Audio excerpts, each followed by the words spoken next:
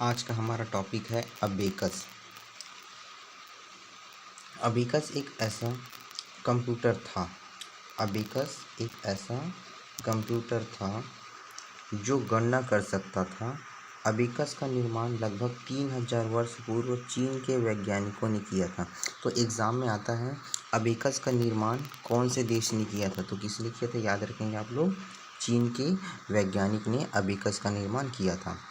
ये अबेकस होता क्या है देख लेते हैं। एक आयताकार फ्रेम में लोहे की छड़ों में लकड़ी की गोलियां लगी रहती हैं। एक आयताकार फ्रेम होता है इस टाइप से, है ना, जिसमें क्या होता है, जैसे पहले श्याम पट आता था बच्चों लोग के लिए, उसमें क्या है, गोली लगी रहती है राउंड राउंड राउंड राउंड, इस टाइप से क्या होता है, अबेकस होता है, जिसको ऊपर नीचे करने करके गणना या कैलकुलेशन की जाती है। अब यहाँ पे क्या करते हैं, अबेकस में यहाँ पे जो गोली लगी रहती है उसको ऊपर हम नीचे ऐसा ले जाकर हम क्या करते हैं, उसका कैलकुलेशन करते थे। यह एक उपकरण है जिसका उपयोग स्लाइडिंग काउंटर और रॉड का उपयोग करके गणना करने के लिए किया जाता है। वास्तव में ये दुनिया का पहला कैलकुलेटर, तो एग्ज़ाम में ये दूसरा पॉइंट बहुत इंपॉर्टेंट है। पहला तो ये हुआ कि अबेकस का निर्माण कौन से देश ने किया था, तो इसका आंसर आ जाएगा किसने किया था, चीन ने किया था। आप लोग याद रखेंगे किसने किया था, चीन ने अबेकस का आविष्कार किया था। और दूसरा इम्पॉर्टेंट पॉइंट ये है कि दुनिया का पहला कैलकुलेटर था अबेकस। दुनिया का पहला कैलकुलेटर क्या था, अबेकस था। इसका उपयोग सबसे पहले यूरोप, चीन और रूस ने किया था। किसने किया था, यूरोप, चीन और रूस ने अबेकस का उपयोग सबसे पहले किया था। ठीक है, उसके बाद देखते हैं आगे। अबेकस का पुराना संस्करण एक उथली ट्रे थी जिसमें रेत होती थी। ठीक है, एक उथली, हम जो ट्रे यूज़ करते हैं चाय के लिए, उसी प्रकार से एक ट्रे होती थी उथली वाली, जिसमें रेत होती थी, जहां ज़रूरत पड़ने पर संख्याओं को आसानी से मिटाया जा सकता था। आधुनिक अबेकस लकड़ी या प्लास्टिक से बना हो सकता है। यह एक आयताकार बॉक्स की तरह है। अब ये तो पहले क्या होती थी, उथली ट्रे में बनी होती थी, लेकिन अब बाद में जनरेशन चेंज हुआ, तो अभी जैसे अबेकस स्कूलों में यूज़ किया जाता है वो प्लास्टिक का या लकड़ी का बना होता है। ये भी एक आयताकार बॉक्स की तरह था जिसमें मोतियाँ, अब उस टाइम में क्या था, गोली लगी रहती थी, अब क्या कर दी, इसमें मोती से बंधी 9 खड़ी छड़ें होती हैं। तो यहाँ पे जैसे अबेकस हम ऐसे बना देते हैं, उसमें 9 छड़ें होती थी, उसमें गोलियाँ लगी रहती, उसके हिसाब से हम क्या करते थे, कैलकुलेशन करते थे। ठीक है, अब यहाँ पे देखिए अबेकस, ये देखो आपको यहाँ पे चित्र में दिख रहा है अबेकस। इसमें क्या है, जैसे ये लकड़ी का फ्रेम है, इसी में क्या है, देखो यहाँ पे गोलियाँ लगी हुई है, तो इस गोली को ऊपर नीचे करके क्या कर दिया जाता है, कैलकुलेशन। यदि आप अबेकस सीखना चाहते हैं तो मैं आपके लिए एक अबेकस पर एक अलग से वीडियो बना दूंगा, है ना, कि अबेकस में कैलकुलेशन कैसे किया जाता है। अभी देखिए आ गया, अबेकस पहला ऐसा कंप्यूटर था जो गणना के लिए यूज़ किया जाता था। ठीक है, तो इसी को पहला कैलकुलेटर भी कहा गया। अबेकस का निर्माण लगभग 3000 वर्ष पूर्व किसने किया था, चीन के वैज्ञानिकों ने किया था। ठीक है, एक आयताकार फ्रेम में लोहे की छड़ों में लकड़ी की गोलियां लगी रहती थी, जिसको ऊपर नीचे करके गणना या कैलकुलेशन किया जाता था। ठीक है, ये तो मेरे ख्याल से आपको समझ आ गया होगा। आगे बढ़ते हैं, दूसरा हमारे पास है पास्कल लाइन। अब यहाँ पे देखिए पास्कल लाइन क्या होता है, फ्रांस के गणितज्ञ, जो फ्रांस के गणितज्ञ था ब्लेक पास्कल, सन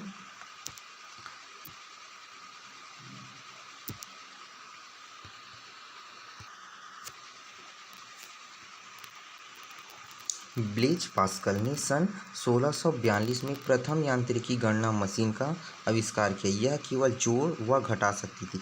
तो पास्कल ने क्या बनाया, पास्कल लाइन बनाया। ठीक है, कौन से सन में, 1642 में क्या बनाया, पास्कल ने पास्कल लाइन, मतलब वो भी एक प्रथम यांत्रिकी गणना मशीन था। ठीक है, इससे पहले चीन ने क्या बनाया, कैलकुलेटर बनाया, और पास्कल ने क्या बनाया, प्रथम यांत्रिकी गणना मशीन बनाया। कौन से सन बनाया, 1642 में बनाया। ठीक है, यह केवल जोड़ और घटा सकती थी। ये सिर्फ क्या कर सकता था, जोड़ सकता था, घटा सकता था, अतः इसे एडिंग मशीन भी कहा गया। तो पास्कल लाइन मशीन को क्या कहा गया, एडिंग मशीन भी कहा गया। ठीक है, आगे बढ़ते हैं।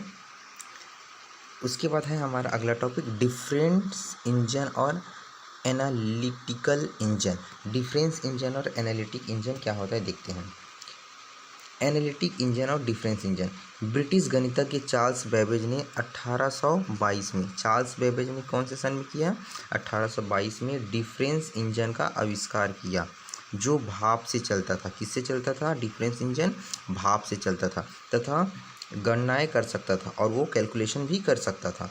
1842 में चार्ल्स बेबेज ने एक स्वचालित मशीन एनालिटिकल इंजन बनाया, जो पंच कार्ड के दिशा निर्देशों के अनुसार कार्य करती थी तथा मूलभूत अंकी गणितीय गणनाएं जैसे जोड़ना, घटाना, गुणा, भाग कर सकती थी।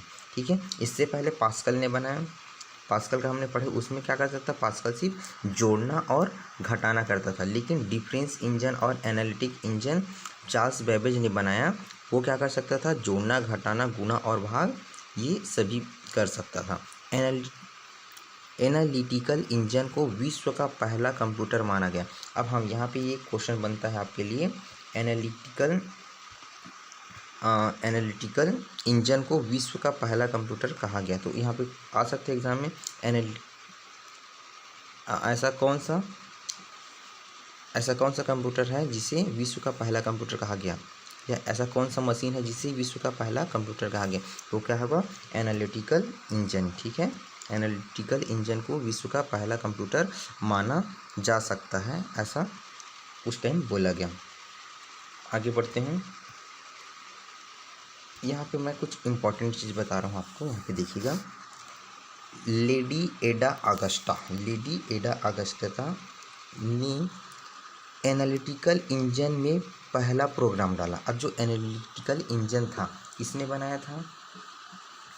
चार्ल्स बेबेज ने, है ना। उसमें क्या किया था? लेडी एडा अगस्ता ने पहला प्रोग्राम डाला, अतः उन्हें दुनिया का प्रथम प्रोग्रामर भी कहा गया। तो लेडी एडा अगस्ता को दुनिया का प्रथम प्रोग्रामर भी कहा गया, याद रखेंगे इसको भी। उन्हें 2 अंकों की संख्या प्रणाली बाइनरी के आविष्कार का श्रेय भी था। तो लेडी अगस्ता के बारे में एग्ज़ाम में आता है। पहले लेडी अगस्त को पहले क्या बोला गया? प्रथम प्रोग्रामर, और दूसरा बाइनरी प्रणाली का आविष्कारक भी लेडी अगस्ता को दिया गया। उन्होंने क्या किया? लेडी अगस्ता ने जो हमारे पास कंप्यूटर था, प्रथम कंप्यूटर जिसे माना था, उसमें उन्होंने प्रोग्राम डाला था। किसमें? एनालिटिक इंजन में। ठीक है, उसके बाद आगे और देखिए। चार्ल्स बेबेज को कंप्यूटर के क्षेत्र में उनके योगदान के लिए आधुनिक विज्ञान का जनक कहा गया, इसीलिए इसको फादर ऑफ कंप्यूटर, है ना। चार्ल्स बेबेज को क्या कहते हैं? कंप्यूटर का पितामह भी कहा गया, ये भी याद रखेंगे। चार्ल्स बेबेज नाम याद रखेंगे, चार्ल्स बेबेज, इसको क्या कहा गया? कंप्यूटर का पितामह। क्यों कहा गया? क्योंकि इन्होंने ही जो एनालिटिकल इंजन है, जिसको प्रथम कंप्यूटर माना गया, ये इनका निर्माण चार्ल्स बेबेज ने किया था, इसलिए इसको कंप्यूटर के जनक भी कहा गया। ठीक है, आगे बढ़ते हैं। सेंसस टेबुलेटर यहाँ पे देखिए। 1890 में अमेरिका के वैज्ञानिक हरमन होलेरिथ ने इस विद्युत चलित यंत्र का आविष्कार किया, जो सेंसस टेबुलेटर क्या था? विद्युत चलित यंत्र था। ठीक है, जिसका आविष्कार किया हरमन होलेरिथ ने। किसने किया? हरमन होलेरिथ ने। अब यहाँ पे देखते हैं आगे।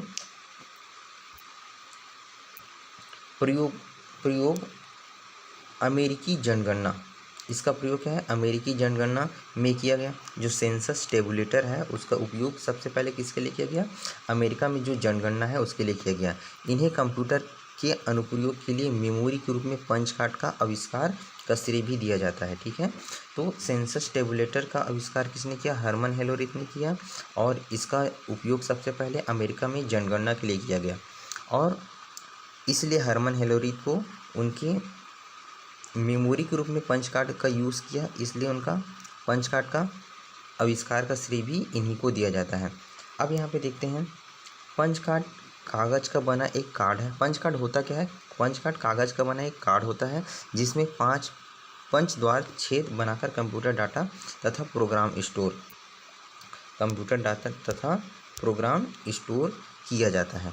पंच कार्ड रीडर द्वारा पंच कार्ड पर स्टोर किए गए डाटा को पढ़ा जाता है। ठीक है, जैसे शादी का कार्ड होता है उस टाइप से एक पंच कार्ड होता था, उसमें छपा रहता था, उसी को क्या करता था, वो रीड करता था। पंच कार्ड में जो लिखा है उसी को जो सेंसस टेबुलेटर है वो रीड करता था। ठीक है, कंप्यूटर के लिए डाटा स्टोर करने से पहले पंच कार्ड का उपयोग टेक्सटाइल उपयोग में कपड़ा बुनने की मशीन को नियंत्रित करने के लिए किया गया था। ठीक है, तो कंप्यूटर के लिए डाटा स्टोर से पहले, अब यहाँ पे देखो पंच कार्ड का उपयोग इससे पहले कर चुके थे। किसके लिए किए थे? जो कपड़ा बुनाई का जो मशीन है उसमें मशीनों के नियंत्रण के लिए, जैसे उसमें मशीन बहुत सारे डिज़ाइन बनाता है, जैसे साड़ी बना रहे हैं, कपड़ा बना रहे हैं, उसमें क्या किया जाता है, उसकी मशीन के जो नियंत्रण है उसके लिए पंच कार्ड का उपयोग पहले किया जा चुका था।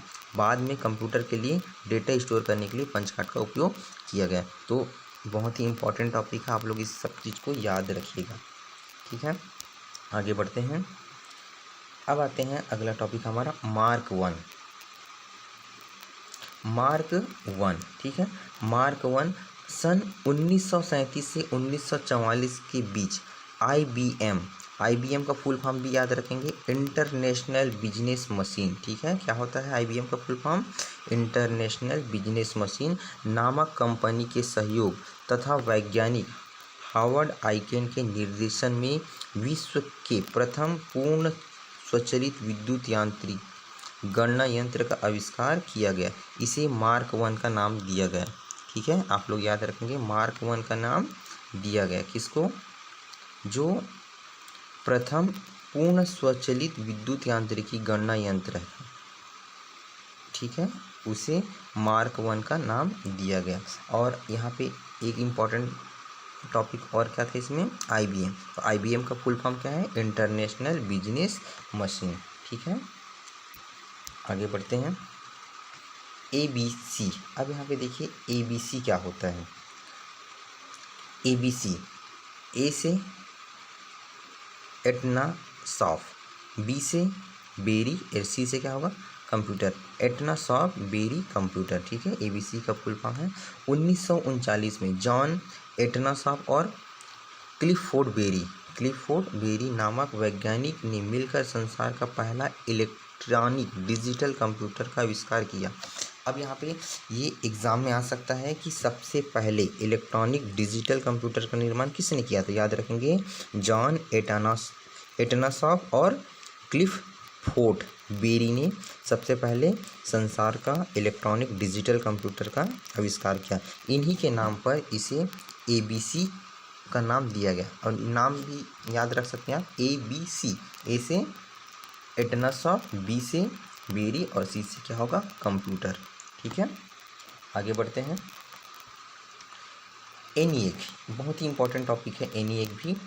ENIAC क्या होता है? देखिए, ENIAC का फुल फॉर्म है electronic numerical integrator and calculator. ठीक है, ENIAC, ई से क्या होगा? इलेक्ट्रॉनिक, एन से क्या होगा? न्यूमेरिकल, एंड आई से होगा इंटीग्रेटर, एंड ए से होगा एंड सी से क्या होगा? कैलकुलेटर। ठीक है, तो 1946 में अमेरिकी वैज्ञानिक JP एकर्ट तथा जॉन मुचली ने सामान्य कार्यों के लिए प्रथम पूर्ण इलेक्ट्रॉनिक डिजिटल कंप्यूटर का आविष्कार किया, जिसे ENIAC नाम दिया गया। ठीक है, एक बार रिपीट कर रहा हूँ मैं, ध्यान से सुनिएगा। 1946 में अमेरिकी वैज्ञानिक JP एकर्ट तथा जॉन मुचली ने सामान्य कार्यों के लिए, जो नॉर्मल वर्क होता था उसके लिए, प्रथम पूर्ण इलेक्ट्रॉनिक मतलब टोटली इलेक्ट्रॉनिक्स से चलने वाला डिजिटल कंप्यूटर का आविष्कार किया। इसे ही क्या कहा गया? ENIAC कहा गया। ठीक है, और ENIAC का फुल फॉर्म क्या होता है? Electronic numerical integrator and calculator. आगे बढ़ते हैं। INDVAC के बारे में जान लेते हैं। INDVAC का फुल फॉर्म है electronic discrete variable automatic computer. ठीक है, electronic discrete variable automatic computer.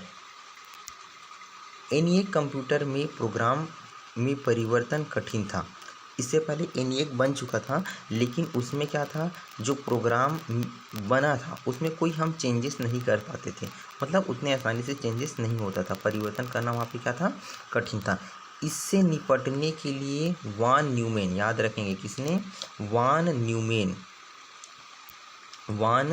Newman ने क्या किया, संग्रहित प्रोग्राम की अवधारणा दी तथा ईडवैक का विकास किया। संग्रहित प्रोग्राम, जैसे हम कोई भी डेटा कंप्यूटर में डाल रहे हैं उसको कैसे संग्रहण करेंगे, इसकी अवधारणा वान न्यूमैन ने दिया और इस अवधारणा के तहत उन्होंने ईडवैक का विकास किया।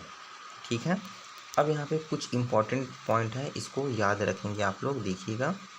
आधुनिक कंप्यूटर के विकास में सर्वाधिक योगदान अमेरिका के वान न्यूमैन का है। क्वेश्चन आता है, आधुनिक कंप्यूटर के विकास में सर्वाधिक योगदान किसका है, तो हम क्या करते हैं, जनरली चार्ल्स बेबेज का लगा देते हैं, क्योंकि वो कंप्यूटर के जनक कहा गया उसे, इसलिए हम ऑप्शन देख के उसी को लगा देते हैं। लेकिन चार्ल्स बेबेज को कंप्यूटर का पितामह कहा गया, क्यों कहा गया, क्योंकि उन्होंने सर्वप्रथम कंप्यूटर का निर्माण किया था, इसलिए उनको कहा गया। लेकिन सर्वाधिक योगदान मतलब बहुत ज़्यादा कंप्यूटर के क्षेत्र में काम किसने किया, डॉक्टर वान न्यूमैन ने किया। ठीक है, तो सर्वाधिक योगदान का क्वेश्चन आता है, किसने किया, डॉक्टर वान न्यूमैन का है।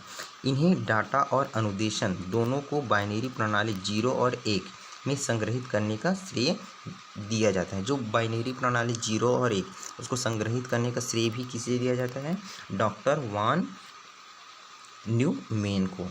ठीक है, आगे बढ़ते हैं। यूनिवैक, अब हमने इससे पहले पढ़ा था यूनिनैक, अब आते हैं यूनिवैक। तो यूनिवैक होता है, यूनिवैक का फुल फॉर्म है यूनिवर्सल ऑटोमेटिक कंप्यूटर। क्या है इसका full form, universal automatic computer. यह प्रथम कंप्यूटर था जिसका उपयोग व्यापारिक और अन्य सामान्य कार्यों के लिए किया जाता था। जो यूनिवैक का यूज़ है कामकाज के लिए, जैसे व्यापार के लिए इसका यूज़ सबसे पहले किया गया। प्रथम व्यापारिक कंप्यूटर भी इसी को ही कहा जाता है। यहाँ पे लिखा देखिए, प्रथम व्यापारिक कंप्यूटर यूनिवैक फर्स्ट का निर्माण 1954 में GEC, ठीक है, GEC का फुल फॉर्म क्या है, जनरल इलेक्ट्रिक कारपोरेशन ने किया था। ठीक है, तो यहाँ पे क्वेश्चन बन सकता है, प्रथम इलेक्ट्रॉनिक कंप्यूटर क्या है, प्रथम व्यापारिक कंप्यूटर क्या है, तो इसमें आएगा यूनिवैक, प्रथम व्यापारिक कंप्यूटर है। इसका निर्माण किसने किया था, जनरल इलेक्ट्रिक कारपोरेशन GEC ने। कौन से सन में किया था, 1954 में इसका निर्माण किया था। ठीक है, आगे बढ़ते हैं। अब आते हैं माइक्रो प्रोसेसर। माइक्रो प्रोसेसर क्या होता है, देखिए माइक्रो प्रोसेसर, यहाँ पे देखो आपको चित्र दिख रहा है, इंटेल कोर 17 है ना। तो 1970 में इंटेल कंपनी द्वारा प्रथम माइक्रो प्रोसेसर इंटेल 4004, ठीक है, प्रथम माइक्रो प्रोसेसर इंटेल 4004 के निर्माण ने कंप्यूटर के क्षेत्र में क्रांति ला दी। इससे छोटे आकार के कंप्यूटर का निर्माण संभव हुआ, जिन्हें माइक्रो कंप्यूटर कहा गया। ठीक है, माइक्रो प्रोसेसर जब आया उसके बाद ही माइक्रो कंप्यूटर का निर्माण हो गया, क्योंकि इससे पहले जो कंप्यूटर था बहुत ही बड़ा बड़ा था, आकार में बहुत बड़ा बड़ा था, जिसको हम एक जगह से दूसरी जगह इतने आसानी से नहीं ले जा सकते थे।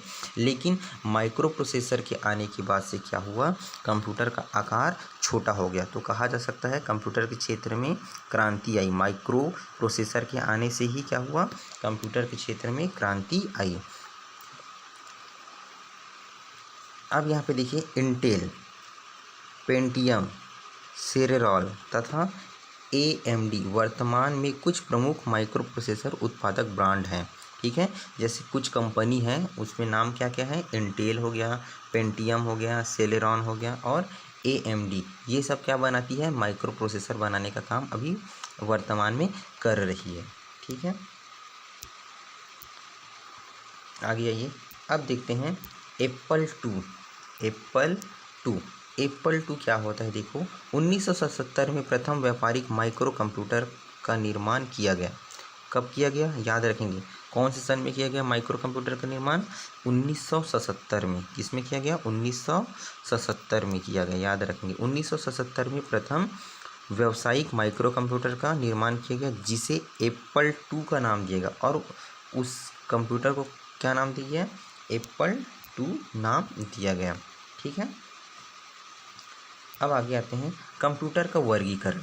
अब यहाँ पे कंप्यूटर का वर्गीकरण या कंप्यूटर को कितने भागों में बांटा है इसको ध्यान से समझिएगा, क्योंकि हम कंफ्यूज होते हैं, क्योंकि अलग अलग एग्ज़ाम में अलग अलग क्वेश्चन पूछे, कभी पीढ़ी से पूछ देता है, कभी उसके कार्य के आधार पर पूछ देता है, कभी उसकी बनावट के आधार पर पूछ देता है, तो इसको ध्यान से समझते हैं। ठीक है, अपन थोड़ा सा कलर चेंज कर लेते हैं, येलो कलर है ना। चलिए ठीक है, देखिए कंप्यूटर का वर्गीकरण, classification of development of computer. ठीक है, तो सबसे पहला है हार्डवेयर के उपयोग के आधार पर। तो कंप्यूटर बना तो उसके हार्डवेयर जो अंदर में छोटे छोटे सामान लगे उसके अनुसार कंप्यूटर को बांटा गया। दूसरा तरीके से किया कार्य पद्धति, वो कार्य कैसे करता तो उसके आधार पर कंप्यूटर को बांटा गया। और तीसरा था आकार और कार्य के आधार पर। ठीक है, पहला क्या था? उसके हार्डवेयर, मतलब कंप्यूटर के अंदर में जो भी पार्ट्स लगा था उसके आधार पे कंप्यूटर को 5 भागों में बांटा गया। पहली पीढ़ी, दूसरी पीढ़ी, तीसरी पीढ़ी, चौथी पीढ़ी और पांचवी पीढ़ी। इस तरह से उसकी हार्डवेयर के आधार पर उसको 5 भागों में बांटा गया। कितने भागों में बांटा गया? 5 भागों में। ठीक है, और उसके कार्य पद्धति के आधार पर उसे 3 भागों में बांटा गया। ठीक है, और आकार और कार्य के आधार पर उसको 4 प्रकार से बांटा गया। आकार और कार्य के आधार पर कितने भागों में बांटा गया? 4 प्रकार से बांटा गया। ठीक है, तो देखते हैं हार्डवेयर के उपयोग के आधार पर प्रथम पीढ़ी या पहली पीढ़ी, दूसरी पीढ़ी, तीसरी पीढ़ी, चौथी पीढ़ी और पांचवी पीढ़ी। तो ये 5 पीढ़ी में उसके हार्डवेयर के आधार पर नाम दे दिया गया। ठीक है, उसके बाद देखते हैं कार्य पद्धति के आधार पर उसको 3 भागों में बांटा गया। पहला है एनालॉग कंप्यूटर, दूसरा डिजिटल कंप्यूटर और तीसरा है हाइब्रिड कंप्यूटर। ठीक है, आपको समझ आ रहा है ना? कार्य पद्धति मतलब उसके कार्य करने के तरीके के हिसाब से। ठीक है, तीसरा आकार और कार्य के आधार पर। अब उसके आकार और कार्य के आधार पर इसको फिर से 4 भागों में बांटा गया। पहला है men fresh computer, mini computer, micro computer और सुपर कंप्यूटर। ठीक है, तो आप लोग याद रखेंगे। अब इसके बारे में हम डिटेल के साथ आगे अभी पढ़ते हैं। तो सबसे पहले चलते हैं हार्डवेयर के उपयोग के आधार पर कंप्यूटर का वर्गीकरण में। तो देखिए सबसे पहले हार्डवेयर के आधार पर कंप्यूटर का वर्गीकरण यहाँ पे दिख रहा है आपको। पहली पीढ़ी का कंप्यूटर है ना, पहली पीढ़ी का कंप्यूटर। तो पहली पीढ़ी के कंप्यूटर की क्या क्या विशेषताएं थी इसके बारे में हम पहले जान लेते हैं। फर्स्ट जनरेशन कंप्यूटर ये कौन से सन के बीच हुआ? याद रखेंगे 1942 से 1955। ठीक है, 42 से 55 के बीच में पहली पीढ़ी का कंप्यूटर आया। याद रखेंगे आप लोग कौन से सन में, याद रखो 1942 से 1955। अब इसमें पहली पीढ़ी के कंप्यूटर के बारे में जान लेते हैं। पहली पीढ़ी के कंप्यूटर के निर्माण में निर्वात ट्यूब या इसी को वैक्यूम ट्यूब भी बोलते हैं। ठीक है, निर्वात ट्यूब या वैक्यूम ट्यूब का प्रयोग किया गया जिसे वाल्व भी कहा गया। ठीक है, याद रखेंगे क्या चीज़? निर्वात ट्यूब या वैक्यूम ट्यूब, इसको ही वाल्व कहा गया। मतलब प्रथम पीढ़ी के कंप्यूटर में वैक्यूम ट्यूब का यूज़ किया गया हार्डवेयर के रूप में, याद रखेंगे आप लोग। उसके बाद आगे बढ़ते हैं। सॉफ्टवेयर मशीनी भाषा तथा निम्न स्तरीय भाषा, ये वाला पॉइंट पढ़ रहे हैं। सॉफ्टवेयर मशीनी भाषा तथा निम्न स्तरीय प्रोग्रामिंग भाषा, लो लेवल प्रोग्रामिंग लैंग्वेज में तैयार किया जाता था। तीसरा पॉइंट है इसमें, डाटा तथा सॉफ्टवेयर के भंडारण के लिए पंच कार्ड तथा पेपर टेप का प्रयोग किया जाता था। ठीक है, अब यहाँ पे जैसे हम कंप्यूटर में वर्क कर रहे हैं तो उसको सेव करने के लिए किसका यूज़ किया जाता था? पंच कार्ड का यूज़ किया जाता था। किसका यूज़ किया जाता था? पंच कार्ड का, और पेपर टेप का यूज़ किया जाता था। ठीक है, आगे बढ़ते हैं। पहली पीढ़ी के कंप्यूटर के बारे में हम अभी बात कर रहे हैं। अगला पॉइंट इसमें है कंप्यूटर का गणना समय या गति मिली सेकंड, मतलब प्रथम पीढ़ी के जो कंप्यूटर था उसमें उसकी गति कितने था? 1 ms इज इक्वल टू 10⁻³ ठीक है, मतलब गति इसका मिली सेकंड में थी। याद रखेंगे किस में थी? मिली सेकंड। पहली पीढ़ी के कंप्यूटर पहली पीढ़ी के कंप्यूटर का उपयोग मुख्यतः वैज्ञानिक अनुसंधान तथा सैन्य कार्यों के लिए किया जाता था। मतलब उस पहली पीढ़ी में जो कंप्यूटर बना उसका उपयोग आम जनता के लिए अभी नहीं किया जाता, सिर्फ किसके लिए किया जाता था, वैज्ञानिक शोध करने के लिए और सैनिकों के कार्य में मदद करने के लिए। अगला पॉइंट है इसी में, ये आकार में बड़े और अधिक ऊर्जा खपत करने वाले थे। हाँ, और एक चीज़ और याद रखेंगे, जो प्रथम पीढ़ी के जो कंप्यूटर था वो आकार में बहुत बड़ा था, ठीक है, और चूँकि आकार में बहुत बड़ा होने के कारण ये ऊर्जा खपत भी बहुत ज़्यादा लेता था। इसकी भंडारण क्षमता कम तथा गति मंद थी और ये बहुत ही स्लोली काम करता है। अगर हम आज के ज़माने के कंप्यूटर का यूज़ कर रहे हैं और पहले के ज़माने के कंप्यूटर को यूज़ करेंगे तो हम कंप्यूटर में काम करना छोड़ देंगे, इतना स्लोली ये काम करता था, ठीक है। इसमें त्रुटि होने की संभावना भी अधिक होती थी और ये बहुत ज़्यादा गलत भी हो जाता था, एरर बहुत जल्दी दिखा देता था। अतः इसका संचालन एक खर्चीली काम था, ठीक है, मतलब यूज़ तो किया जाता था लेकिन बहुत ज़्यादा इसमें खर्चा लगता था। निर्वात ट्यूब द्वारा अधिक ऊष्मा उत्पन्न करने के कारण इन्हें वातानुकूलित वातावरण में रखना पड़ता था, क्योंकि वहाँ पे निर्वात ट्यूब का यूज़ किया जाता था प्रथम पीढ़ी के कंप्यूटर में, तो उसमें से ऊष्मा उत्पन्न होती थी। निर्वात ट्यूब से क्या होती थी, जो वैक्यूम ट्यूब है उससे ऊष्मा उत्पन्न होती थी, तो वो उसके आसपास का क्षेत्र बहुत ज़्यादा गर्म हो जाता था, इसलिए उसको एसी या वातानुकूलित, ठीक है, एयर कंडीशनर स्पेस पे उसको रखना पड़ता था प्रथम पीढ़ी के कंप्यूटर को, ठीक है। प्रथम पीढ़ी के कंप्यूटर में ENIAC, देखिए यहाँ पे ENIAC, यूनिवैक तथा IBM, क्या क्या है, ENIAC प्रथम पीढ़ी में याद रखेंगे, ENIAC, यूनिवैक और IBM के मार्क 1 के उदाहरण है, ठीक है। और क्या है मार्क 1, मतलब ENIAC, यूनिवैक, IBM और मार्क 1 इसके उदाहरण है प्रथम पीढ़ी कंप्यूटर के, याद रखेंगे। प्रथम पीढ़ी में ये 4 ही चीज़ था। उसके बाद 1952 में डॉक्टर ग्रेस हॉपर द्वारा असेंबली भाषा के आविष्कार से प्रोग्राम लिखना कुछ आसान हो गया। लेकिन 1952 में ग्रेस हॉपर ने क्या किया, असेंबली भाषा मतलब कंप्यूटर लैंग्वेज का आविष्कार कर दिया, जिससे प्रोग्राम को लिखने में थोड़ी सी आसानी हो गई। तो ये रहा हमारा प्रथम पीढ़ी का कंप्यूटर। अब हम आते हैं द्वितीय पीढ़ी के कंप्यूटर, ठीक है। प्रथम पीढ़ी के कंप्यूटर को एक बार याद करिए फिर से, उसमें वैक्यूम ट्यूब का यूज़ किया गया था, आकार में बहुत बड़ा होता था, है ना। अब हम द्वितीय पीढ़ी के कंप्यूटर की बात करते हैं। इसमें देखते हैं द्वितीय पीढ़ी के कंप्यूटर में निर्वात ट्यूब। अब वहाँ पे देखो, प्रथम पीढ़ी में निर्वात ट्यूब का यूज़ किया जाता था, वैक्यूम ट्यूब का हटा दिए, उसके जगह पे क्या ला दिए, सेमीकंडक्टर ट्रांजिस्टर ला दिए। क्या ला दिए, ट्रांजिस्टर। एग्जाम में आता है, आप लोग ध्यान से समझिएगा। प्रथम पीढ़ी में वैक्यूम ट्यूब का यूज़ किया गया, बाद में उसको हटा के उसकी जगह क्या ला दिया गया, सेमीकंडक्टर। क्या ला दिया गया, सेमीकंडक्टर ट्रांजिस्टर का प्रयोग किया गया, जो अपेक्षाकृत हल्के, मतलब कंपेयर करें निर्वात ट्यूब के से तो वो क्या था, ट्रांजिस्टर हल्का था और छोटे और कम विद्युत खपत वाले थे, ठीक है। मतलब वैक्यूम ट्यूब जो था उससे क्या था, जो ट्रांजिस्टर था वो हल्के थे, ठीक है, कम ऊर्जा खपत करता था और आकार में भी क्या था, इससे कंपेयर करें तो, वैक्यूम ट्यूब से कंपेयर करें तो वो छोटा था, ठीक है। तो द्वितीय पीढ़ी में अब क्या यूज़ हो गया, हाँ, वैक्यूम ट्यूब की जगह ट्रांजिस्टर यूज़ हो गया, ठीक है। आगे बढ़ते हैं। इसमें भी देखिए यहाँ पे ट्रांजिस्टर दिख रहा है आपको चित्र में, ये ट्रांजिस्टर का चित्र है, ठीक है। अब इसमें देखो, कंप्यूटर के लिए सॉफ्टवेयर उच्च स्तरीय असेंबली भाषा में तैयार किया गया। असेंबली भाषा की में प्रोग्राम लिखने के लिए निमानिक्स कोड का प्रयोग किया गया। याद रखेंगे आप लोग, द्वितीय पीढ़ी में निमानिक्स कोड का उपयोग किया गया असेंबली भाषा में प्रोग्राम लिखने के लिए, ठीक है। याद रखेंगे किसका यूज़ किया गया, निमानिक्स कोड का, ठीक है, जो याद रखने में सरल होते थे और ये इसको यूज़ करते थे ताकि इसको आसानी से याद किया जा सके।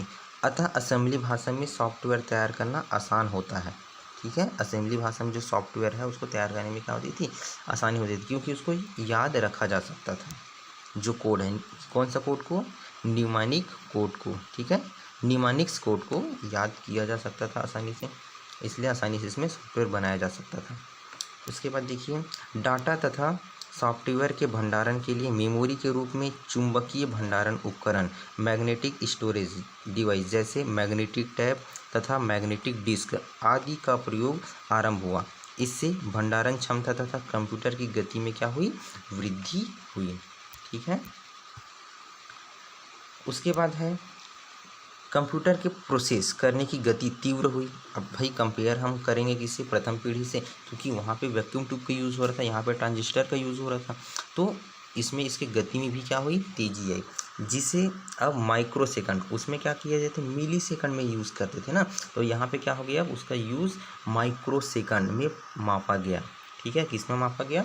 माइक्रो सेकंड में। तो यहाँ पे 1 mu s is equal to कितना हुआ? 10⁻⁻6 सेकंड या 10⁻6 पर सेकंड, एक सेकंड का 10 लाखवां भाग।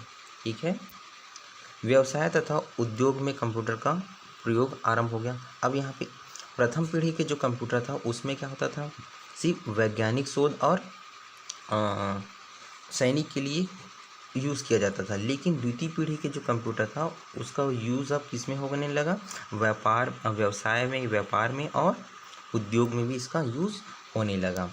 बैच ऑपरेटिंग सिस्टम का आरंभ किया गया और द्वितीय पीढ़ी में ही क्या किया गया? बैच ऑपरेटिंग सिस्टम का भी प्रारंभ किया गया। सॉफ्टवेयर में कोबोल, हाँ अभी आप यहाँ याद रखिए, कोबोल क्या है? एक सॉफ्टवेयर है ना। ठीक है। सॉफ्टवेयर में कोबोल, जिसका फुल फॉर्म है कॉमन बिजनेस ओरिएंटेड लैंग्वेज। ठीक है। कोबोल क्या है? एक लैंग्वेज है। कोबोल क्या है? एक लैंग्वेज है, जिसका फुल फॉर्म क्या है? एग्जाम में आता है कोबोल क्या है, ऑप्शन दे दिया रहता है। ठीक है। तो कोबोल क्या है? एक लैंग्वेज है, कॉमन बिजनेस ओरिएंटेड लैंग्वेज। ठीक है। और फोर्ट्रॉन, ठीक है, फार्मूला, जिसका फुल फॉर्म है फार्मूला ट्रांसलेशन, जैसे उच्च स्तरीय भाषा का विकास IBM द्वारा किया गया। ठीक है। द्वितीय पीढ़ी में IBM है ना, प्रथम पीढ़ी में भी IBM का योगदान था, तो द्वितीय पीढ़ी में भी क्या किया? IBM ने कोबोल, फोर्ट्रॉन जैसे उच्च स्तरीय भाषा का आविष्कार इन्होंने किया। इससे प्रोग्राम लिखना और आसान हो गया। कंपेयर करेंगे हम प्रथम पीढ़ी से तो और आसानी से इसमें प्रोग्राम को लिखा जाने लगा। ठीक है। अब यहाँ पे मैं कुछ इंपॉर्टेंट चीज़ बता रहा हूँ द्वितीय पीढ़ी के बारे में, तो आप लोग ध्यान से देखिएगा। ट्रांजिस्टर का आविष्कार 1947 में हुआ। अब यहाँ पे द्वितीय पीढ़ी में क्या किया गया? ट्रांजिस्टर का यूज़ किया गया, लेकिन ट्रांजिस्टर का जो आविष्कार है वो कब हुआ? 1947 में बेल लैबोरेटरीज के जॉन वार्डिन विलियम साकले, किसने किया? जॉन वार्डिन विलियम साकले तथा वाल्टर ब्रेटर ने किया। अर्धचालक पदार्थ सिलिकॉन। अब यहाँ पे जो ट्रांजिस्टर था उसमें क्या मिला था? सिलिकॉन। ठीक है। क्या मिला था? सिलिकॉन या जर्मेनियम। ठीक है। सिलिकॉन या जर्मेनियम का बना ट्रांजिस्टर एक तीव्र स्विचिंग डिवाइस है। ठीक है। तो याद रखेंगे इसको, ट्रांजिस्टर के बारे में। ठीक है। उसके बाद आया तृतीय पीढ़ी का कंप्यूटर। अब हमने प्रथम पीढ़ी का कंप्यूटर पढ़ा, द्वितीय पीढ़ी का पढ़ा। प्रथम पीढ़ी में वैक्यूम ट्यूब का यूज़ किया और द्वितीय पीढ़ी में ट्रांजिस्टर का यूज़ किया, है ना। अब यहाँ पे फिर से चेंजेस किया गया, तो तीसरी पीढ़ी के कंप्यूटर में ट्रांजिस्टर की जगह क्या ले लिया गया? Integrated circuit. क्या लिया गया? इंटीग्रेटेड सर्किट, जिसे क्या कहते हैं? शॉर्ट फॉर्म में IC क्या कहते हैं? IC भी कहते हैं। इंटीग्रेटेड सर्किट का प्रयोग आरंभ हुआ, जिससे कंप्यूटर का लघु रूपन संभव हो सका। ठीक है। SSI स्मॉल स्केल इंटीग्रेशन तथा बाद में MSI मीडियम स्केल इंटीग्रेशन। ठीक है। पहले क्या किया? SSI और बाद में MSI का विकास हुआ। इसके एक इंटीग्रेटेड सर्किट चिप के सैकड़ों इलेक्ट्रॉनिक उपकरण जैसे ट्रांजिस्टर, प्रतिरोधक तथा संधारित्र का निर्माण संभव हुआ। ठीक है। इनपुट तथा आउटपुट उपकरण के रूप में क्रमशः कीबोर्ड। अब यहाँ पे द्वितीय पीढ़ी में ही हुआ, याद रखेंगे। जो कीबोर्ड होता है उसका आविष्कार किसमें हुआ? द्वितीय पीढ़ी में। ठीक है। कीबोर्ड, मॉनिटर का प्रयोग प्रचलित हुआ। बोर्ड की प्रयोग के कंप्यूटर, जैसे हम अभी इनपुट आउटपुट आगे पढ़ेंगे, है ना। तो इनपुट और आउटपुट, तो यहाँ पे क्या होगा, जो आउटपुट है में कीबोर्ड मॉनिटर का प्रयोग यहाँ पे किया जाने लगा। कीबोर्ड के प्रयोग से कंप्यूटर का डाटा निर्देशन डालना और आसान हुआ। देखो, अगर हमारे पास कीबोर्ड नहीं होता तो हम कैसे कोई डाटा फीड कर पाते कंप्यूटर में, बहुत मुश्किल जाता है ना। तो कीबोर्ड का आविष्कार हो गया किसमें, तृतीय पीढ़ी में। कीबोर्ड का हुआ, मॉनिटर का हुआ, जिससे क्या हुआ, डाटा को आसानी से वहाँ पे संकलित किया जा सकता था। उसके बाद मैग्नेटिक टेप तथा डिस्क के भंडारण क्षमता में वृद्धि हुई। सेमीकंडक्टर भंडारण उपकरण का विकास हुआ। रैम के कारण कंप्यूटर की गति में वृद्धि हुई। अब यहाँ पे रैम क्या होता है समझिएगा आप लोग, है ना। RAM, रैम जो होता है रैंडम एक्सेस मेमोरी, क्या होता है अब इसका full form, random access memory. यहाँ पे लिखा भी है रैंडम एक्सेस मेमोरी, मतलब कि जिस भी कंप्यूटर का रैम जितना ज़्यादा होगा वो उसका ग्रहण क्षमता क्या होगा, उतना ही अधिक होगा। ठीक है, जितना ज़्यादा किसी भी सिस्टम का या किसी भी मोबाइल का रैम अधिक होता है, उसमें ग्रहण करने की क्षमता क्या होगी, उतनी ही अधिक होगी, मतलब वो उतना ही अधिक डेटा को क्या करेगा, ग्रहण करेगा। ठीक है, तृतीय पीढ़ी के कंप्यूटर में और पॉइंट क्या क्या है, कंप्यूटर का गणना समय नैनो सेकंड। अब वहाँ पे देखो, पहले क्या हुआ, प्रथम पीढ़ी में मिली सेकंड हुआ, द्वितीय पीढ़ी में क्या हुआ, माइक्रो सेकंड हुआ। ठीक है, और तृतीय पीढ़ी में आते आते वो क्या हो गया, नैनो सेकंड हो गया। क्या हो गया, नैनो सेकंड, याद रखेंगे, है ना। नैनो सेकंड में मापा जाने लगा। इससे कंप्यूटर के कार्य करने की क्षमता में और तेज़ी आई भाई, क्योंकि ये बहुत कम टाइम ले रहा है। शुरू में थोड़ा सा ज़्यादा ही ले रहा था, मिली सेकंड लिया, फिर माइक्रो सेकंड लिया, अब क्या लिया, नैनो सेकंड लिया तृतीय पीढ़ी में, है ना। कंप्यूटर का व्यावसायिक व व्यक्तिगत उपयोग आरंभ हुआ। इसमें क्या हुआ, कंप्यूटर का व्यावसायिक और व्यक्तिगत उपयोग यहाँ पे चालू हो गया। ठीक है, उसके बाद देखिए, उच्च स्तरीय भाषा में PL1, पास्कल तथा बेसिक का विकास हुआ। टाइम शेयरिंग ऑपरेटिंग सिस्टम का विकास हुआ। तृतीय पीढ़ी में ही क्या हुआ, टाइम शेयरिंग जो ऑपरेटिंग सिस्टम है उसका भी विकास हुआ। हार्डवेयर और सॉफ्टवेयर की अलग अलग बिक्री प्रारंभ हुई। पहले तो हार्डवेयर और सॉफ्टवेयर अलग अलग नहीं मिलता था, वो एक साथ मर्ज करके बना दिया जाता था, लेकिन बाद में ज़रूरत, क्योंकि उसको अब व्यक्तिगत रूप में यूज़ किया जाने लगा था तृतीय पीढ़ी में, तो हार्डवेयर को अलग से, सॉफ्टवेयर को अलग से, अगर कंप्यूटर में कहीं पर खराबी आती है तो वहाँ पर बनाने लगा था। इससे उपयोगकर्ता आवश्यकता अनुसार सॉफ्टवेयर ले सकता था। जैसे जिसका भी कंप्यूटर में कुछ सॉफ्टवेयर में प्रॉब्लम आती थी तो आवश्यकता अनुसार जो खराब है उसको वहाँ पे बदला जा सकता था। 1965 में DEC मतलब हो जाएगा डिजिटल इक्विपमेंट कॉरपोरेशन द्वारा प्रथम व्यावसायिक मिनी कंप्यूटर PDP-8, ठीक है, प्रथम मिनी कंप्यूटर, प्रथम व्यावसायिक मिनी कंप्यूटर PDP का विकास किया गया। ठीक है, याद रखेंगे आप लोग, प्रथम मिनी कंप्यूटर PDP-8 का विकास कौन से पीढ़ी में किया गया, तो आप लोग बताएंगे तृतीय पीढ़ी में, तीसरी पीढ़ी में किया गया। ठीक है, उसके बाद आगे देखिए, कुछ इम्पॉर्टेंट पॉइंट देख लेते हैं तृतीय पीढ़ी में। इंटीग्रेटेड सर्किट का विकास 1958 में जैक किल्बी तथा रॉबर्ट नोयू द्वारा किया गया। सिलिकॉन की सतह पर बने इस प्रौद्योगिकी को माइक्रो इलेक्ट्रॉनिक का नाम दिया गया। ठीक है, ये चिप अर्धचालक पदार्थ सिलिकॉन और जर्मेनियम के बने होते थे। ठीक है, अब यहाँ पे देखो, प्रथम पीढ़ी में वैक्यूम ट्यूब, दूसरी पीढ़ी में ट्रांजिस्टर और तीसरी पीढ़ी में क्या, IC। ठीक है, तीसरी पीढ़ी में किसका यूज़ करने लगा, IC। पहले में वैक्यूम ट्यूब, दूसरे में ट्रांजिस्टर और तीसरे में क्या, IC। ठीक है, अब देखो धीरे धीरे इसका हार्डवेयर क्या होते गया, चेंज होते गया। ठीक है, और IC में क्या क्या मिला रहता था, सिलिकॉन और जर्मेनियम। ठीक है, आगे आइए, चतुर्थ पीढ़ी के कंप्यूटर में आते हैं। चतुर्थ पीढ़ी के कंप्यूटर, इसमें देखेंगे चतुर्थ पीढ़ी के कंप्यूटर में माइक्रो प्रोसेसर का उपयोग किया गया। अब यहाँ पे देखो, जो IC था उसके जगह पे क्या यूज़ करने लग गए, माइक्रो प्रोसेसर का उपयोग किया जाने लगा। LSI लार्ज स्केल इंटीग्रेशन तथा VLSI very large scale integration से माइक्रो प्रोसेसर की क्षमता में वृद्धि हुई। कंप्यूटर का गणना समय पिको सेकंड। अब यहाँ पे देखो पहले में क्या हुआ था, मिली सेकंड, फिर माइक्रो सेकंड, फिर क्या किया गया था उसको नैनो सेकंड। अब यहाँ पे क्या होगा, नैनो से और कम, pico second. 1 pico second is equal to 10⁻⁻12 second. ठीक है, यहाँ पे समय लगा इसमें चतुर्थ पीढ़ी के कंप्यूटर में। माइक्रो प्रोसेसर के इस्तेमाल से अत्यंत छोटा और हाथ में लेकर चलने योग्य कंप्यूटर का विकास हुआ। अब इससे पहले जो था, जो कंप्यूटर था इस टाइप से टीवी जैसा कंप्यूटर बना था, किसे द्वितीय पीढ़ी में इस टाइप से कंप्यूटर था, है ना, जो टेलीविज़न रहता था उस टाइप से जी। उसके बाद क्या हुआ, चतुर्थ पीढ़ी आया तो उसको आकार को और छोटा कर दिया और उसको आसानी से अपने हाथ में पकड़ के एक जगह से दूसरी जगह ले जाया जा सकता था। मल्टीटास्किंग के कारण कंप्यूटर का प्रयोग एक साथ कई कार्यों के लिए किया जाने लगा। माइक्रो प्रोसेसर का विकास एम आई होप ने 1971 में किया।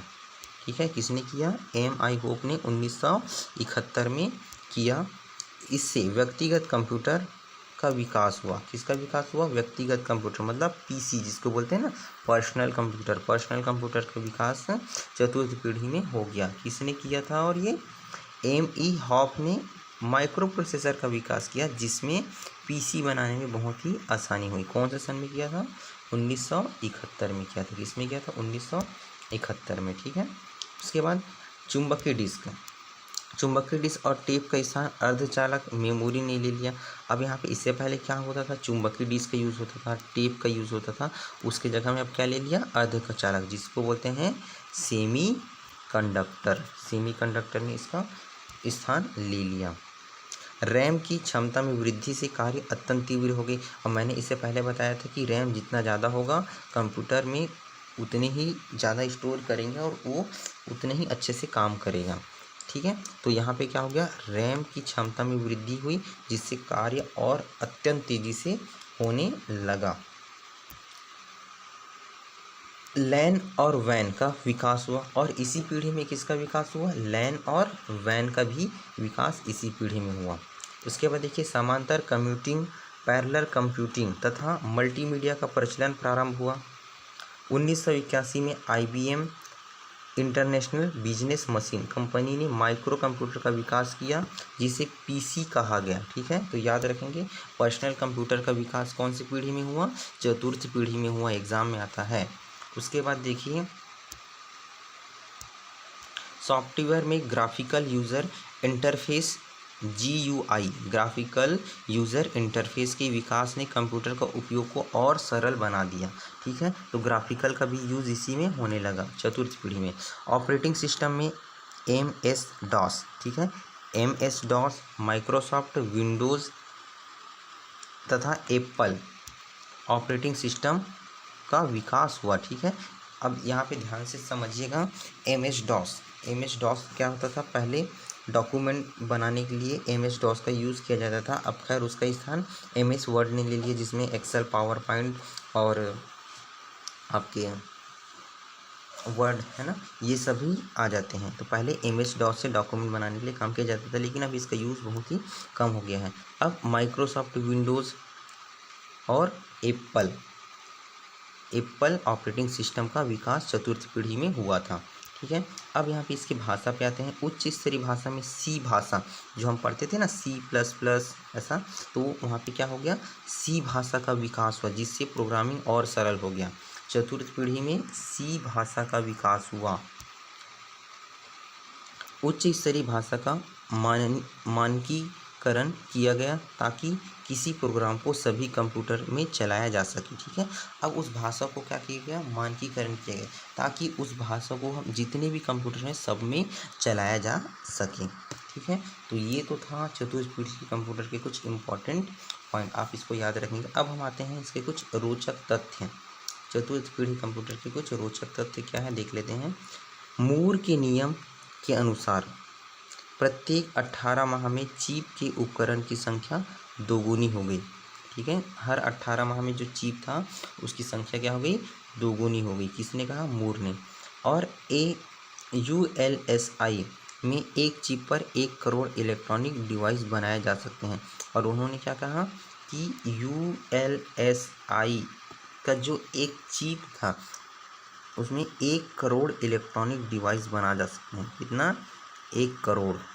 USLI के एक चिप से 1 करोड़ इलेक्ट्रॉनिक डिवाइस बनाया जा सकता था चतुर्थ पीढ़ी में। ठीक है, अब आगे आते हैं पांचवी पीढ़ी या पंचम पीढ़ी का कंप्यूटर। तो अब यहाँ पे देखते हैं पांचवी पीढ़ी के कंप्यूटर।